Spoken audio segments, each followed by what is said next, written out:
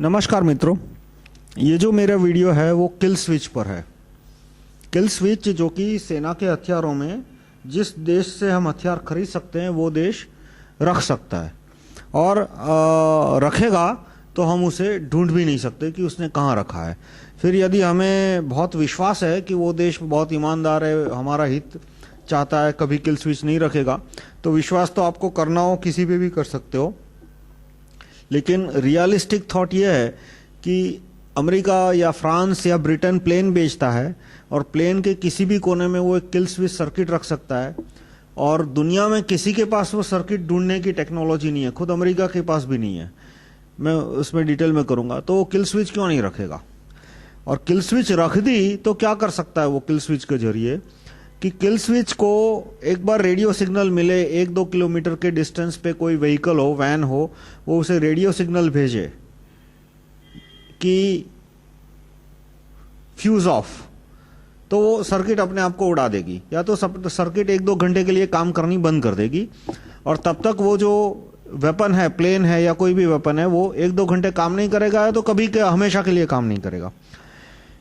तो kill switch के मैं ऑर्डिनरी एग्जांपल दूं कि जैसे आपके टीवी में रिमोट है, तो वो तो आपको पता है, आपने टीवी खरीदा, आपको पता है ये रिमोट है। पर अब मान लो वो टीवी मैंने आपको बना के दिया और उसमें एक और मैंने रिमोट रिसीवर रख दिया है, तो उसका मतलब क्या होगा? उस टीवी का रिमोट आपके पास है और उस टीवी का रिमोट मेरे पास भी है, क्योंकि मैंने जो रिमोट रिसीवर रखा है वो आपको पता नहीं है कि मैंने रखा है। तो आपके घर के बाहर से मैं भी वो टीवी ऑन ऑफ कर सकता हूं, पर ऐसी छोटी चीज के लिए तो कोई करेगा नहीं। पर करने के लिए मैं एक सिर्फ एग्जांपल देता हूं। दूसरा एग्जांपल मैं आपको दूं तो ब्लैकबेरी का, कि ब्लैकबेरी जो सबसे लेटेस्ट ब्लैकबेरी फोन आया है उसमें ये फैसिलिटी है कि मान लो मैंने फोन कहीं मिसप्लेस कर दिया, या तो कोई चोरी करके ले गया, या कहीं मैं भूल गया, तो मैं ब्लैकबेरी के वेबसाइट पे जाके उस फोन को ऑफ कर सकता हूं। वो कैसे टेक्नोलॉजी काम करेगी कि जो मान लो ये ब्लैकबेरी फोन है और इसके साथ मैंने वोडाफोन लगाया है, तो ब्लैकबेरी का वोडाफोन के साथ कॉन्ट्रैक्ट है कि ये फोन जहां भी होगा, उसके लोकेशन कौन से एरिया में है, वो इन्फॉर्मेशन वोडाफोन ब्लैकबेरी को देगा, ब्लैकबेरी अपने सर्वर पे डालेगा, उससे मैं देख सकता हूं फोन को।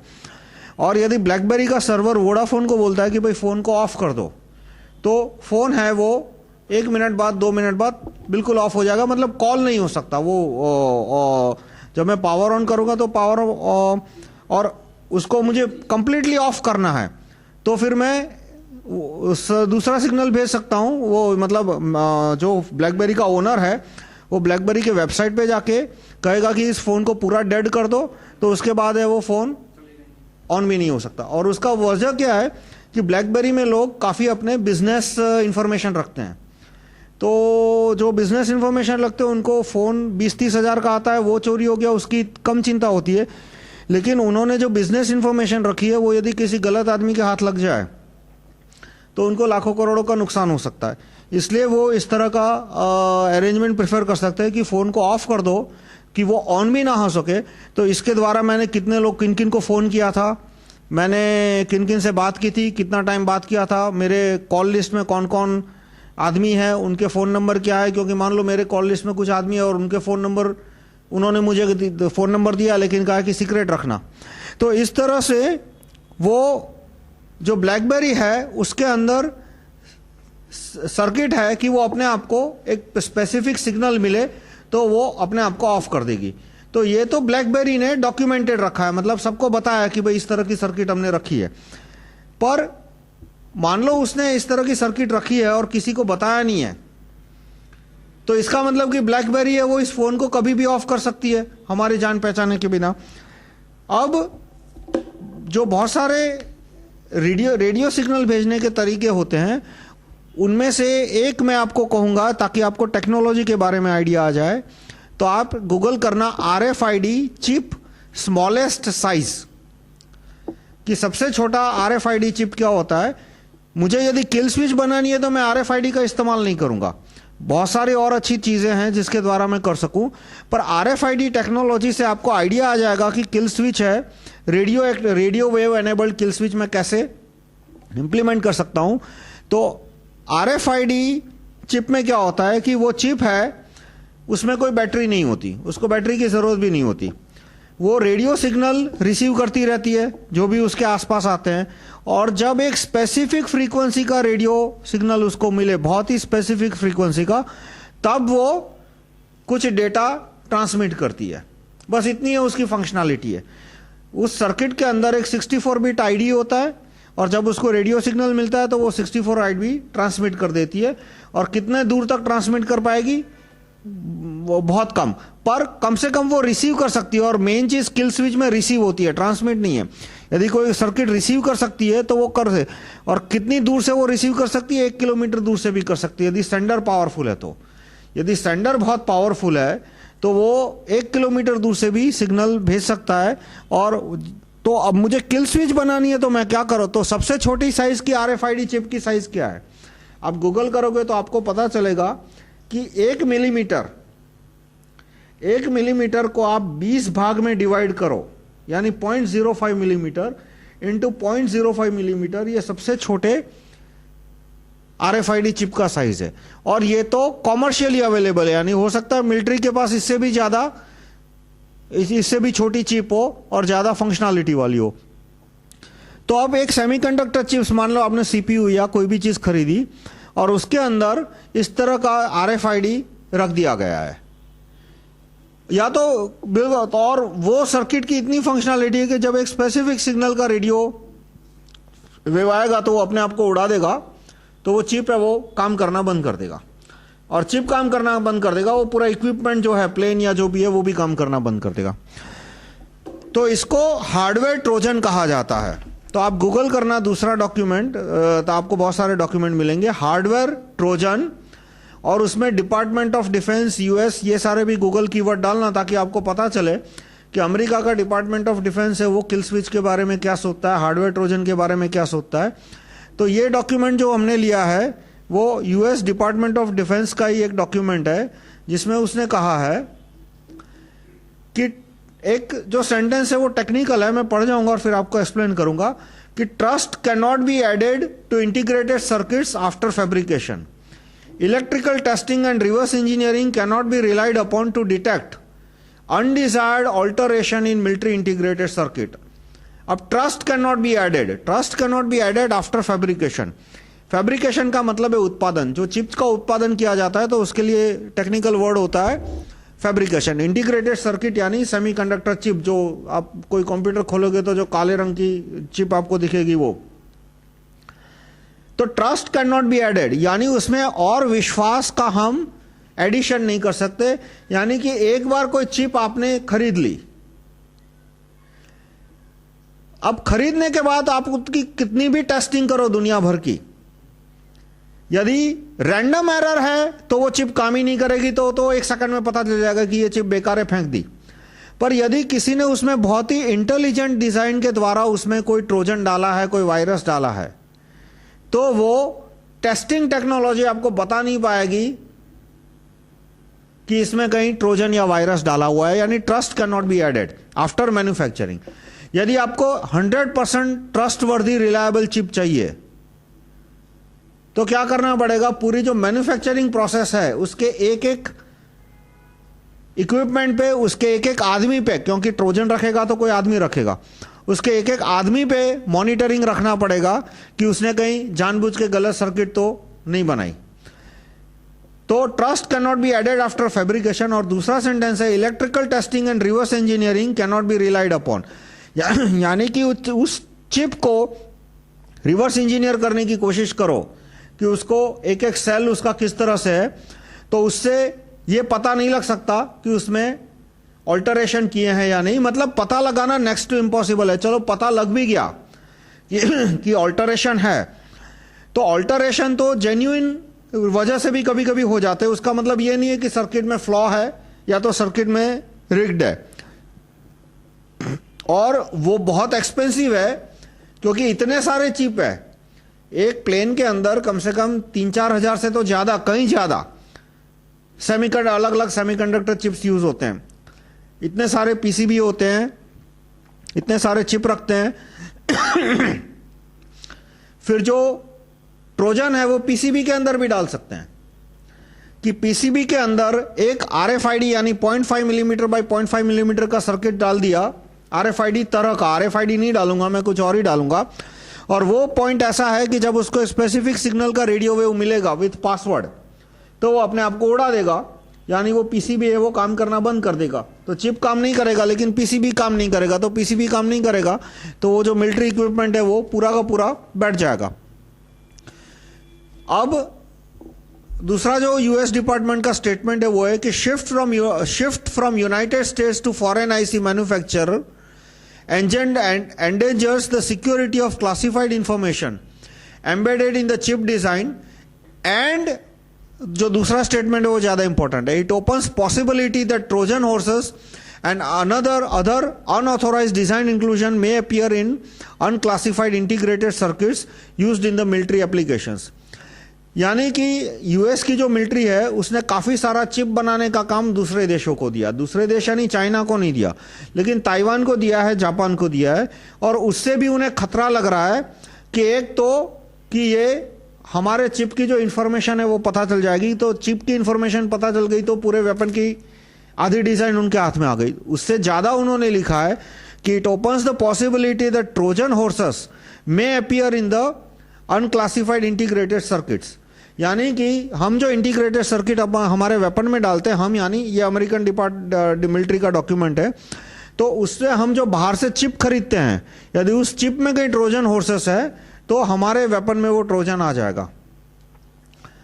और उसके बाद काफी सारे चीजें हैं, मैं आपको रिक्वेस्ट करूंगा कि आप इसको डाउनलोड करें, और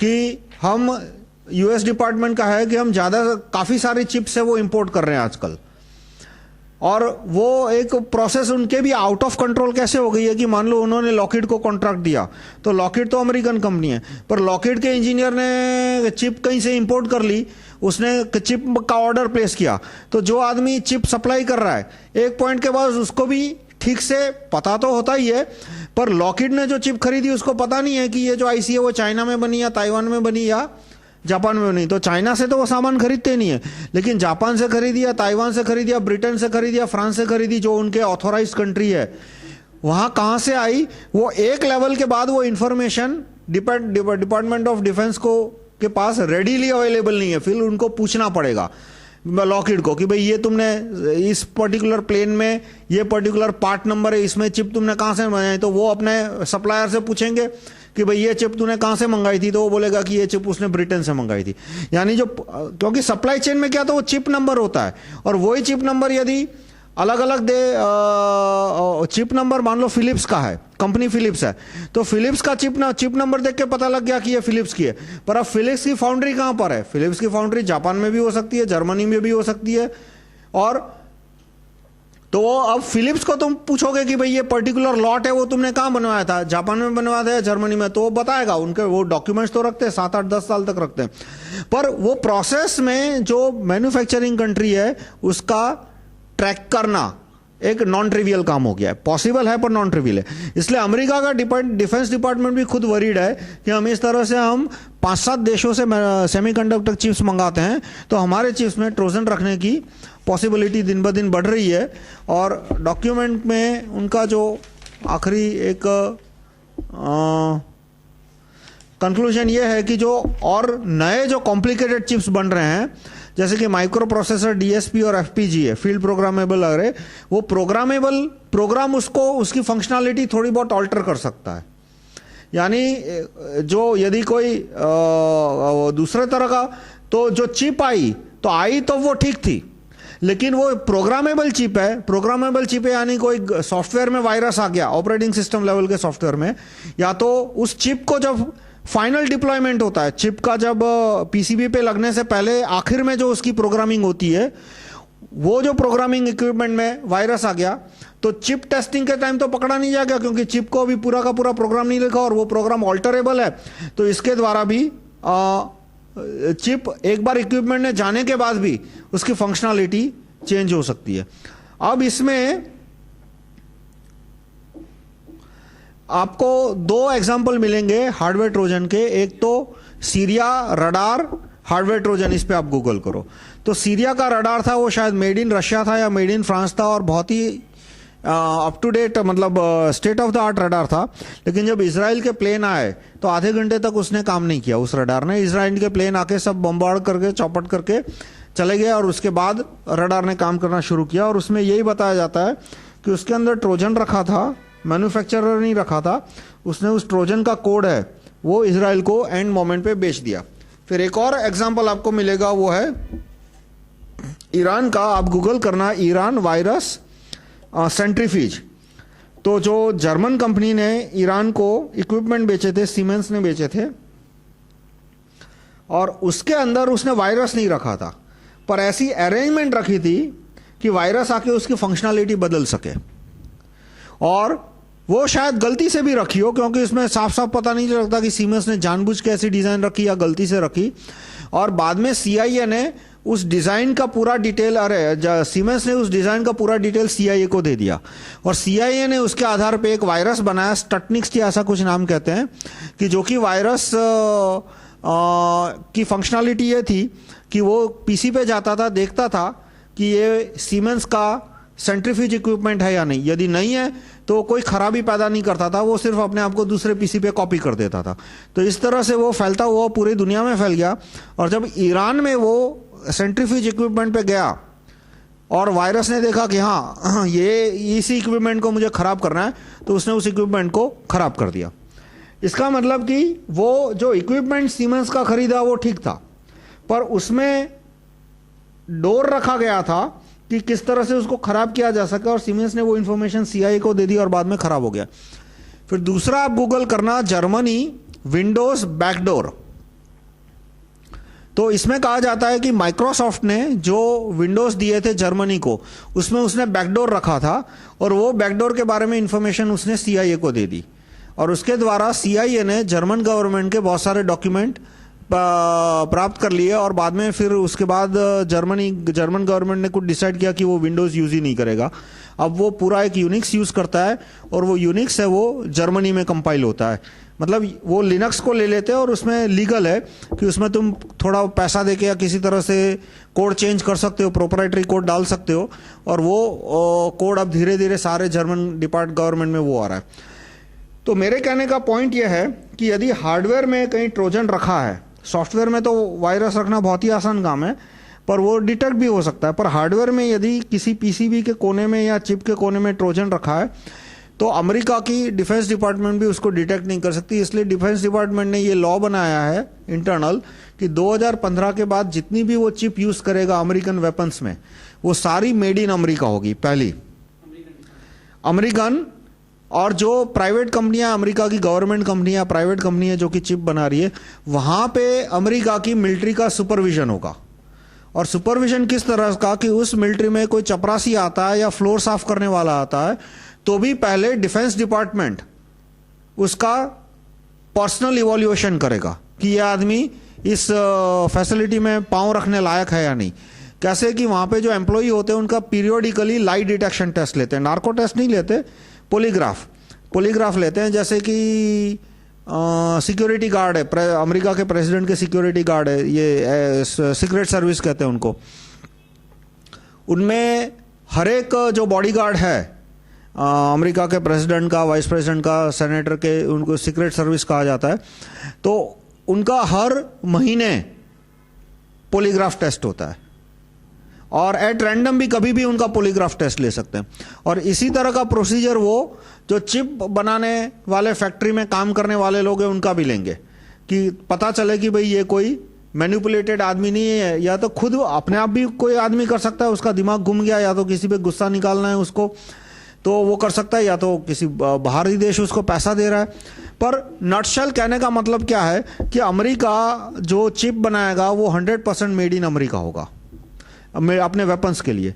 तो हमें भी इसी डायरेक्शन में अब सोचना चाहिए कि हम जो वेपन बड़े पैमाने पे इंपोर्ट कर रहे हैं फ्रांस से, जर्मनी से, और जर्मनी से तो नहीं कर रहे, फ्रांस से, ब्रिटेन से और अमेरिका से, तो जिस दिन वॉर होगा उस दिन वो हमको किल स्विच न दबाने का, किल स्विच एक्टिवेट न करने का बड़ी भारी कीमत मांगेंगे। और जिस दिन हमारा अमेरिका से या ब्रिटेन से युद्ध होगा तो उस दिन तो वो वेपन काम करने ही नहीं वाला, वो किल स्विच एक्टिवेट ही कर देंगे। उसके बाद मैंने दूसरे प्रॉब्लम बताया स्पेयर पार्ट वगैरह के, वो तो आएंगे ही आएंगे। कि हमारे पास जो बोफोर्स के तोपें थी, तो स्वीडन ने जब युद्ध शुरू हुआ तो बोफोर्स के तोप को गोले बेचने से मना कर दिया था, क्योंकि अमेरिका का दबाव था कि बोफोर्स के तोप के गोले मत बेचो।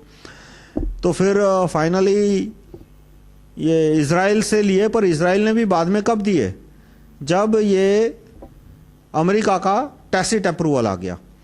वरना वो जो बोफोर्स की तोप थी वो रद्दी की तरह पड़ी रहती, गोले खत्म हो जाते उसके बाद। तो जो स्पेयर पार्ट का प्रॉब्लम है वो तो है ही है कि हम जो इंपोर्टेड इक्विपमेंट खरीदेंगे उसका स्पेयर पार्ट नहीं मिलेगा, पर स्पेयर पार्ट से ज़्यादा जो किल स्विच है वो उस वेपन को ही नाकाम कर देगी। अब किल स्विच रियल लाइफ में आज तक पकड़ी क्यों नहीं गई? जैसे कि मैंने ये 3-4 एग्जांपल आपको दिए कि ईरान में CIA ने वायरस भेजा था, फिर सीरिया के रडार का दिया। तो ऐसा है कि एक तो ये किल स्विच बनाना बहुत आसान काम नहीं है, बहुत ही मुश्किल काम है कि ऐसी किल स्विच जो कि पकड़ी ना जा सके। दूसरा, आदमी को मिलेगा क्या किल स्विच रखने से? मैंने एक चिप बनाई, मुझे पता नहीं है, मैं यदि कोई ऑर्डिनरी चिप बनाने वाला हूं तो मुझे पता नहीं है मेरी चिप कौन खरीदने वाला है, कहां जाने वाली है, और मैं किसी थर्ड पार्टी का, तो मुझे वो किल स्विच डालने में $1 मिलियन का खर्चा होगा, और किसी एक आदमी का मैं पीसी फूंक दूं तो मुझे मिलेगा क्या? इसलिए इसकी कोई कॉमर्शियल एप्लीकेशन नहीं है। देखो वायरस में क्या है कि वायरस बनाना सस्ता है, वायरस बनाने में $10 मिलियन का खर्चा नहीं लगता, $1 मिलियन का खर्चा नहीं लगता। वो आदमी बैठे बैठे बनाता और फिर वायरस अपने आप फैलता जाता है, इसलिए वायरस हम देख सकते हैं।